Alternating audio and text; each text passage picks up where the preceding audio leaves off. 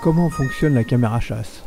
Ça, c'est une question qu'on se pose souvent, surtout qu'on vient d'avoir une caméra. Alors, le principe est un peu toujours le même, mais je vous montre à chaque fois une vidéo différente pour chaque caméra, histoire que ça soit vraiment très précis. Donc là, on va voir la Campark TC11. Je vous l'ai déjà montré le déballage. Comme vous le voyez, ça intrigue mon copain écureuil qui vient s'approcher, qui lui ne sait pas du tout s'en servir. Donc mon petit gars, regarde la vidéo et après tu sauras tout. Allez, on s'installe.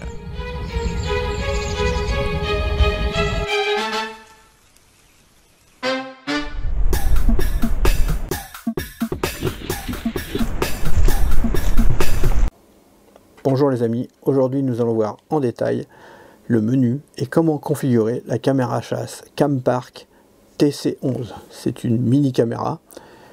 Si vous n'avez pas vu encore la vidéo où je la présente, c'est le moment d'aller la voir. Je remets le lien en la description. Ici, on met les 4 piles. On prend une carte SD qui n'est pas fournie, on la met dedans.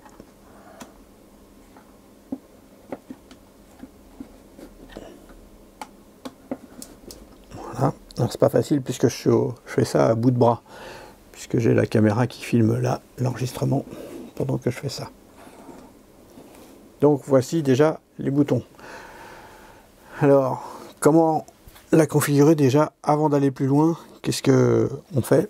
Eh bien on met un petit like avant d'oublier, on clique pour s'abonner et puis on active la clochette, comme ça on est prévenu dès que je sors une nouvelle vidéo, puisque dans quelques temps je mettrai le test complet lorsque je l'aurai vraiment testé. Alors il y a plusieurs boutons, 1, 2, 3, 1, 2, 3. Là c'est écrit menu tout en haut. Là c'est une flèche vers la gauche. Là c'est écrit play. De l'autre côté, en haut, qu'est-ce qu'il y a d'écrit? Ok, c'est pour valider qu'on est dans le menu. Là c'est un appareil photo plus une flèche pour aller vers la droite. Et en dessous, shot, ça veut dire pour faire des photos. En dessous, vous avez un bouton. Le bouton va vous permettre d'aller dans le menu. On va regarder ça. Il y a 3 positions. Complètement à droite, c'est off pour éteindre. Au milieu, setup. Et à droite, on. Lorsque l'on veut activer la caméra. Donc je la positionne. On va regarder ça en détail. Déjà, on l'allume, je ne l'ai jamais allumé. Alors quand on vient d'allumer une caméra, on vient de mettre une carte mémoire. Qu'est-ce qu'on fait? Il faudra la formater. Welcome. Qu'est-ce qu'on va faire déjà? On va la mettre en français. Ça va être beaucoup plus simple. Qu'est-ce que vous en pensez? Je rapproche déjà ça. Comme ça, on devrait bien voir.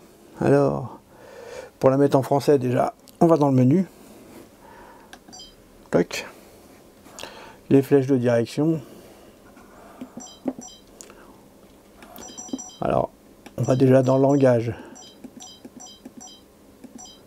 Langage, voilà. Ok. Non. Alors, les boutons, je me rappelle déjà plus.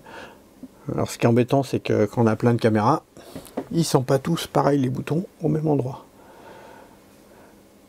Alors, c'est parti, on y retourne. Menu. Hop, on va aller dans langage. Voilà, donc il faut trouver le bouton OK. Voilà, c'est pas celui-là. C'est tout en haut. Je vous l'avais dit tout à l'heure. On descend, on va aller jusqu'à... Oh là, français. Alors, c'est vrai que c'est plus facile quand il y a 4 flèches de direction. Là, on dit OK pour le français. Voilà. Maintenant, on retourne au début. Ça va être plus facile pour vous montrer. Voilà. Mode. Par défaut, c'est juste photo. On peut choisir de faire que des photos, soit que des vidéos, ou soit photo plus vidéo. Ça marque caméra plus vidéo. Donc je dis OK. Ensuite, résolution de l'image. Je vais mettre la plus grosse résolution. 24 mégapixels pour les photos. Ensuite, nombre de photos. On peut choisir de faire 1, 2 ou 3 photos. je choisis 3 photos. Résolution vidéo. Le plus gros, c'est la plus grosse résolution, c'est 1920 par 1080. Donc de la HD, ce qui est suffisant. Longueur de la vidéo. 5 secondes pour moi c'est trop petit. On va voir ce qu'on peut mettre le minimum. Wow. Minimum 3 secondes. Jusqu'à des vidéos de 10 minutes. Alors là c'est incroyable. Des vidéos de 10 minutes on peut faire avec ça. Alors moi je vais pas faire 10 minutes, hein, vous en doutez bien. Je fais des scènes de 30 secondes. Là c'est vous qui voyez ce que vous avez besoin. Moi je choisis 30 secondes. Hop. Ensuite le son. Vous entendez, ça fait un petit bip à chaque fois que je change de touche. Il est sur marche.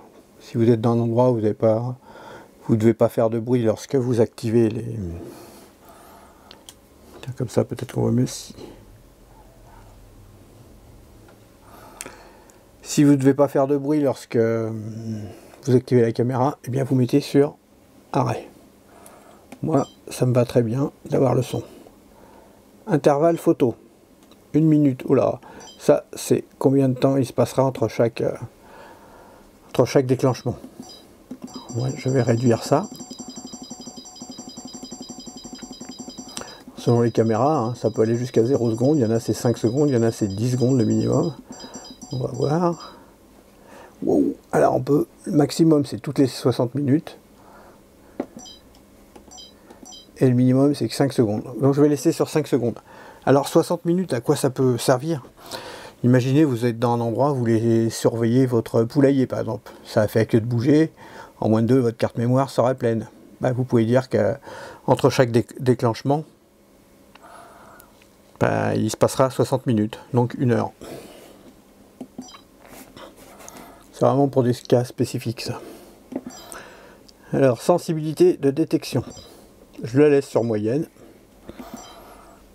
Minuteur, marche ou arrêt. Alors, marche, c'est pour choisir si vous voulez qu'elle démarre la caméra à l'enregistrement, qu'elle soit en activité, soit que le matin, soit que l'après-midi, soit que le midi, soit que la nuit, soit d'une certaine heure à une certaine heure. Imaginez, vous avez du monde, vous en servez en surveillance. La journée, vous avez du monde qui passe tout le temps. Donc vous ne voulez pas déclencher puisque bah, vous travaillez là, vous travaillez dans le jardin. Donc vous mettez en activité qu'à partir du moment où vous arrêtez de travailler, à partir de 18 h jusqu'à 8 h le matin. Et là, la caméra ne fonctionnera qu'entre ces heures-là. Donc moi je la laisse sur arrêt. Hop. Puisque j'en ai pas besoin. Photographie d'accéléré. Alors ça, c'est pour faire des timelapses. On va aller voir dedans, soit marche, soit arrêt. Alors un timelapse, c'est quoi? Je vous propose d'aller regarder la vidéo que j'avais déjà faite là-dessus.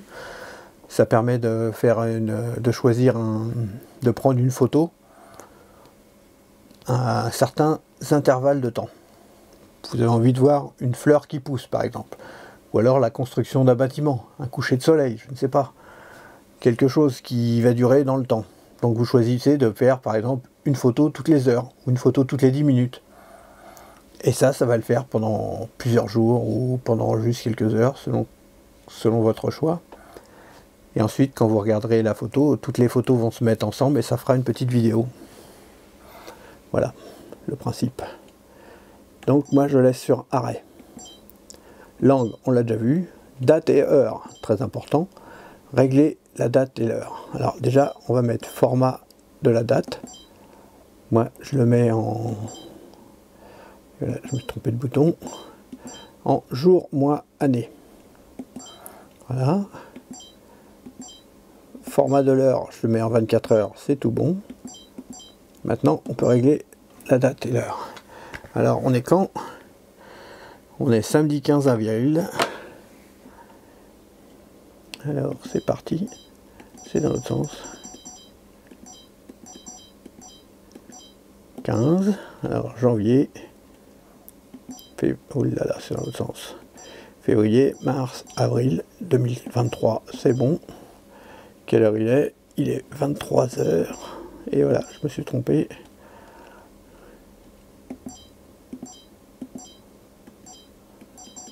Donc on va sur 23 heures. À chaque fois on valide sur OK. Pour changer, pour passer au suivant. 23 heures, 23h24. Bon. Alors on va aller jusqu'à 24. Et ensuite on fait OK. Hop, menu. Continue, on descend. Horodotage. Datage. Alors certaines caméras chasse, ils appellent ça timbre photo. En fait c'est pour écrire en bas de la vidéo. Si vous voulez écrire que s'inscrive automatiquement la date et l'heure. Ou alors juste la date, ou sur arrêt, il n'y aura rien du tout. Moi j'aime bien avoir date et heure, comme ça je sais à quelle heure sont passés les animaux. Mot de passe, c'est si vous voulez configurer un mot de passe pour éviter que quelqu'un utilise votre caméra, ou si on vous la vole, bah comme ça ils ne pourront pas l'utiliser. J'en mettrai un, mais plus tard, puisque là, pour les essais, j'ai pas envie de perdre du temps pour rien. Signal acoustique, marche ou arrêt. C'est des petits bips quand on appuie. Si vous êtes dans un endroit où il ne faut pas faire de bruit, vous ne les activez pas. Format, donc il faut formater la carte mémoire quand on vient d'en mettre une pour qu'il n'y ait aucun souci. Donc OK, vous voyez c'est très rapide. Caméra numéro, marche ou arrêt, on va mettre sur marche pour voir. C'est pour vous donner des numéros. Là ça démarrera, les photos et vidéos elles démarreront à 0001, 002, 03, 04, 05. Imaginez vous arrêtez à la 20e, vous revidez la carte mémoire, quand vous allez la remettre ça va redémarrer à 0. Si vous voulez redémarrer à où vous en étiez, bah vous allez directement sur 21 et ça redémarrera à 21. Voilà, bon, j'ai pas besoin de cette fonction, donc je vais mettre arrêt. Réinitialisation usine. C'est pour remettre tous les paramètres par défaut. Imaginez, vous avez fait des réglages qui étaient un peu bizarres, il n'y a plus rien qui ne fonctionne, ou alors vous revendez votre caméra, vous appuyez là-dessus et ça va vous remettre comme si vous veniez de l'acheter. Version, très important. Voilà, TC11, ça permet de savoir le numéro de version si vous contactez le support technique pour qu'il puisse vous aider. Et voilà, on a tout vu. On appuie sur menu. Voilà, on est sorti. Plutôt simple. Maintenant, comment regarder, comment faire des photos en direct? On va essayer, si elle le permet. Alors on a aussi la possibilité de faire des photos et des vidéos en direct. Donc comment faire? Vous voyez là en haut, il y a la petite caméra. Ça veut dire que si on appuie, on fera des vidéos. Donc ça s'utilise avec ces boutons là. Je vais bouger un peu l'appareil. Là, ça sera les photos, les vidéos, et là-haut, les photos. Regardez, ou l'inverse. Vers celle du milieu, ça permet d'activer le mode photo, et celui de là-haut pour mettre en mode vidéo. Là, c'était écrit shot, ça veut dire que si on appuie dessus, ça va démarrer. On va tester. J'ai appuyé un coup, vous voyez les trucs rouges qui arrivent. Je mets la main devant. Tiens, on va écarter ça pour vous montrer. Voilà, là je filme. Pour arrêter, je rappuie sur shot. Voilà. Et ça s'arrête. Si je me mets en mode photo, maintenant, lequel des deux? Toc, voilà. Donc celui du milieu, on est en mode photo, comme on le voit là.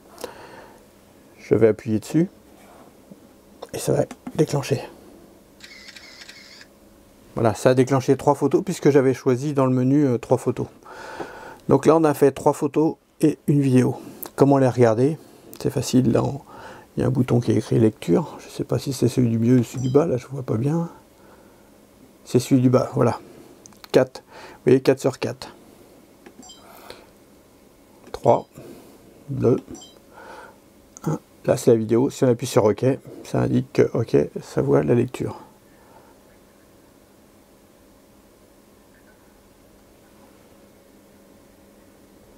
Alors le son il est vraiment très faible. Mais voilà, ça fonctionne. Stop, on rappuie sur menu. Alors quand on est là-dedans, si on rappuie sur menu, vous avez soit supprimé la détection, la sélection, soit supprimer tous les enregistrements, soit activer le diaporama, soit protection des cultures. On va faire le diaporama juste pour la beauté du geste. Donc les photos du départ. Puis la vidéo. Voilà, ça fonctionne sans problème et on appuie sur menu pour ressortir de là. Non, on appuie sur lecture. Hop là. Sur celui du milieu. Ah non, arrêt, c'est écrit OK. Désolé. OK. Voilà, on est sorti. Et là, ce coup-ci, pour sortir du mode photo, on appuie sur la même touche qui nous avait servi à aller dedans. La touche du bas. Voilà. On a vu un peu tout le menu en détail. Maintenant, pour activer la caméra, qu'est-ce qu'on fait? On bouge le bouton du dessous complètement dans l'autre sens. Alors c'est pas facile puisque là, je sais pas dans quel sens c'est.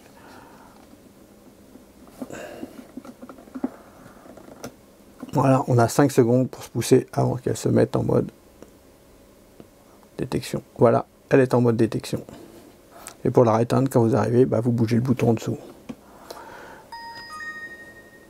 Et voilà, c'était aussi simple que ça. Je vous propose qu'on regarde quelques photos.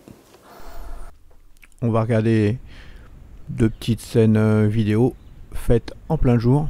Alors bien sûr, hein, cette caméra chasse fonctionne également la nuit. Hein.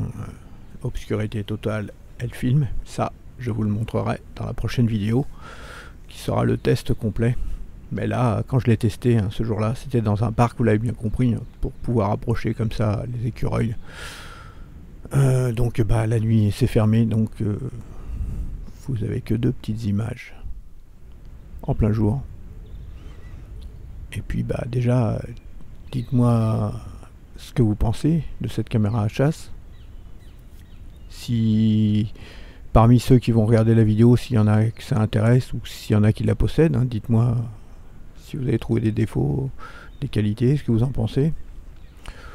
Bon, déjà je peux vous dire que moi je l'aime bien parce qu'elle est toute petite. Alors bien sûr quand il n'y a que 4 piles, hein, vous n'allez pas avoir une autonomie comme une autre caméra chasse beaucoup plus grande. C'est une caméra chasse qui coûte vraiment pas cher, qui permet d'être posée un peu partout facilement, puisqu'elle est toute petite, la déplacer. Moi j'aime bien, ça m'a bien plu. Bon bien sûr, ça ne remplace pas toutes les autres caméras. Alors laissez-moi un commentaire et je vous dis à bientôt pour la suite. Salut!